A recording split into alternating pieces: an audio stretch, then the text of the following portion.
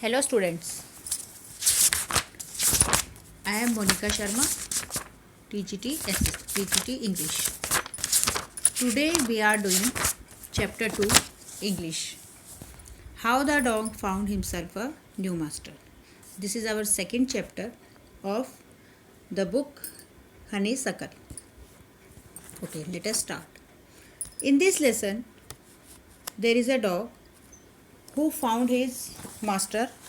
In fact, many in fact he tried many animals as his master, but he didn't like anyone.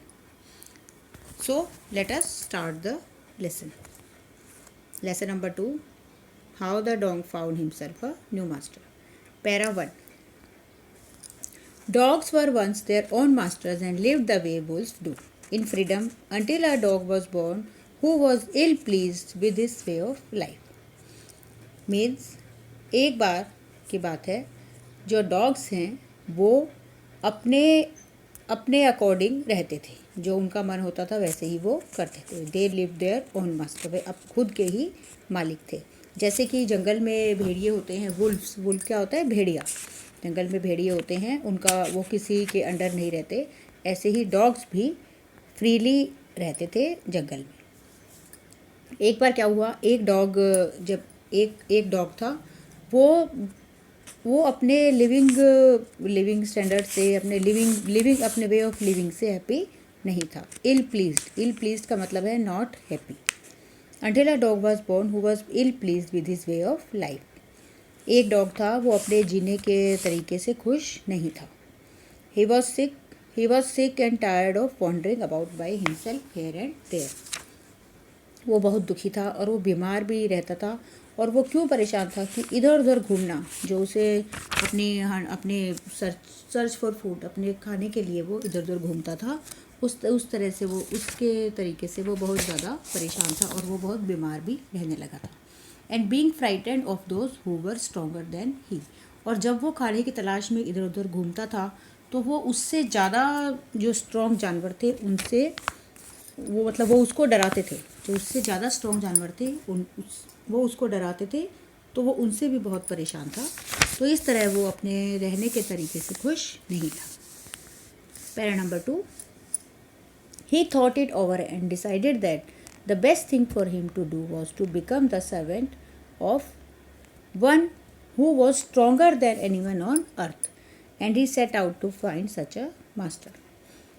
He thought it over. उसने सोचा और ये decide किया कि उसके लिए यही अच्छा है कि जो उससे ज़्यादा स्ट्रॉन्गर है वो उसको अपना मालिक बना ले. मतलब वो उसका सर्वेंट बन जाए और वो उसका अपना मास्टर बना ले, ताकि वो उसकी प्रोटेक्शन में रहे.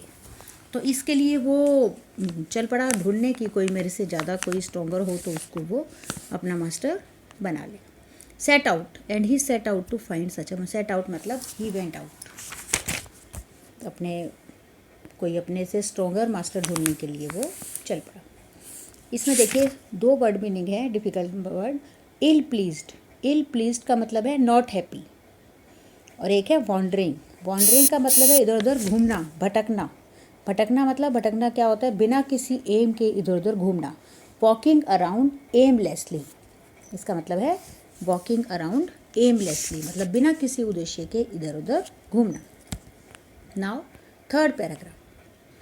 He walked and met a kinsman of his, a big wolf who was as stronger as he was fair. वह चलता गया और किससे मिला? अपने एक रिलेटिव, मतलब उसी की स्पीशीज़ का उसी की तरह दिखने वाला एक एनिमल था. एक बिग वुल्फ, एक बड़ा भेड़िया, जो कि बहुत ज़्यादा, जितना स्ट्रॉन्ग था दिखने में उतना ही वो फियर्स मतलब डरावना, भयानक, जिसको हम बोलते हैं ना बहुत ज़्यादा भयानक, फ्राइटनिंग, वायलेंट. तो उससे वो मिला. तो उसने पूछा, where are you going dog? The wolf ask. Wolf ने पूछा, डॉग तुम कहाँ जा रहे हो? I am looking for someone to take up service with. Dog ने कहा कि मैं किसी को ढूंढ रहा हूँ जिसका मैं सर्वेंट बन जाऊँ, या मैं किसी को ढूंढ रहा हूँ जिसको मैं अपना मास्टर बना लूँ. Would you like to be my master wolf? उसने वुल्फ से पूछा, वुल्फ भेड़िए, क्या तुम मेरे मास्टर बनोगे? क्या मैं तुम्हें अपना मास्टर बना सकता हूँ, अपना मालिक? तो वुल्फ बोला, I don't see why not, क्यों नहीं? अब उसने कहा क्यों नहीं, मैं तुम एंड ही अग्रीड अपॉन, मैं तैयार हूँ तुम्हारा मास्टर बनने के लिए। The two of them went on together, वो दोनों एक साथ चल पड़े। ये था हमारा थर्ड पैरा। थर्ड पैरा में डिफ़िकल्ट मीनिंग देखिए। किन्समैन, किन्समैन होता है अ रिलेटिव, कोई रिश्तेदार, रिलेटिव। फियर्स, फियर्स है भयानक, वॉयलेंट, फ्राइटनिंग मतलब जो भयानक हो। नेक्स्ट है take up service with, take up service with मतलब बिकम द सर्वेंट ऑफ, मतलब किसी की सर्विस, किसी की सहायता, किसी के उसमें काम करना, become the servant of. Now para 4, they walked and all of a sudden the wolf lifted his nose, वो दोनों चलते रहे, चलते गए, तो सडनली क्या हुआ, अचानक से क्या हुआ, wolf lifted his nose, wolf ने अपनी नोज़ ऊपर की, अपनी नाक उसने ऊपर उठाई। स्निफ्ट, जैसे कुछ हवा में कुछ सूंघने के लिए, स्निफ्ट होता है सूंघना, हवा में किसी चीज़ की स्मेल को सूंघना। Darted quickly of the path, और वो जल्दी से, डार्टेड मतलब क्विकली, फटाफट वो रास्ते से हट गया और into the bushes and kept deeper into the forest, side में सडनली वो बुशेज, झाड़ियों में चला गया और रेंगता हुआ अंदर जंगल में चला गया, खूब गहरे जंगल में चला गया। The dog was much surprise, dog बहुत ज़्यादा सरप्राइज़ हुआ, उसे बहुत आश्चर्य हुआ कि मैंने तो इतना मेरे से ताकतवर वो ढूंढा था एनिमल, उसे क्या हुआ, फटाफट वो चला गया अंदर। अब उसने पूछा, what's come over you master, he asked, who has frightened you, क्या हुआ, किसने तुम्हें इतना परेशान कर दिया master? What has frightened you so, किसने तुम्हें इतना डरा दिया? अब वुल्फ ने कहा, can't you see there is a bear out there, क्या तुम नहीं देख रहे हो कि वहाँ पर एक बियर है, and he might eat up both of us, जो कि हम दोनों को ही खा जाएगा, तुम्हें और मुझे। अब ये था फोर्थ पैराग्राफ। इसके वर्ड मीनिंग है स्निफ्ट, स्निफ्ट का मतलब है smell something in the air, हवा में कुछ सूंघना। डार्टेड, डार्टेड मतलब मूव्ड क्विकली, फटाफट से हट जाना। Come over you means affected you, तुम्हें अफेक्टेड में तुम किससे तुम इतने प्रभावित हुए हो। Now para 5, seeing that the bear was stronger than the wolf the dog decided to take up service with him. अब जब डॉग ने ये देखा कि बियर वुल्फ से भी ज़्यादा स्ट्रोंगर है, तो उसने उसके साथ रहने का डिसाइड किया, उसके साथ रहने का निर्णय किया। And he left the wolf, और उसने वुल्फ को छोड़ दिया। And asked the bear to be his master, और बियर को कहा, बियर मतलब भालू, भालू को अपना मास्टर, अपना स्वामी बनाने के लिए कहा। The bear agreed to this readily, bear आराम से मान गया उस बात को।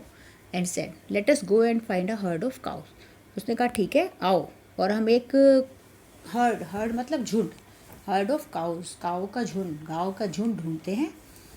I will kill a cow, मैं एक गाय को मारूंगा। And then we will both eat our fill, मैं एक गाय को मारूंगा और हम दोनों अपना भूख मिटाएंगे, हमारी जो भूख लगी है वो हम उससे मिटाएंगे।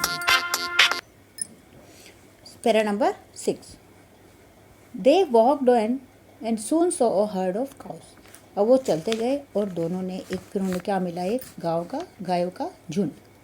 But just as they were about to come up to it, but जैसे ही वो उसकी तरफ जाने लगे, they were stopped by a terrible noise, जैसे ही वो जाने लगे शिकार करने के लिए, वो किससे रुक गए, एक बहुत तेज़ भयानक आवाज़ से वो रुक गए दोनों।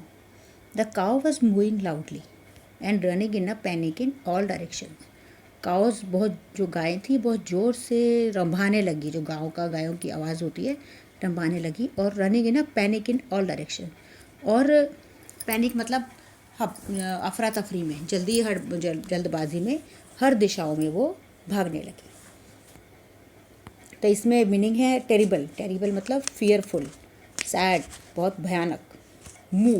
मू है गायों की आवाज़, जो गायें आवाज़ निकालती है उसको बोलते हैं मू। गायें या कोई भी कैटल जो पशु हैं जो आवाज़ निकालते हैं उसको बोलते हैं मू।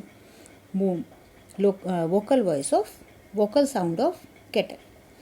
तो ये था हमारा आज का लेसन। Lesson number second. इसके 1 से लेके 6 पैराग्राफ तक हमने किए। उसके बाद कल हम 7th पैराग्राफ से स्टार्ट करेंगे।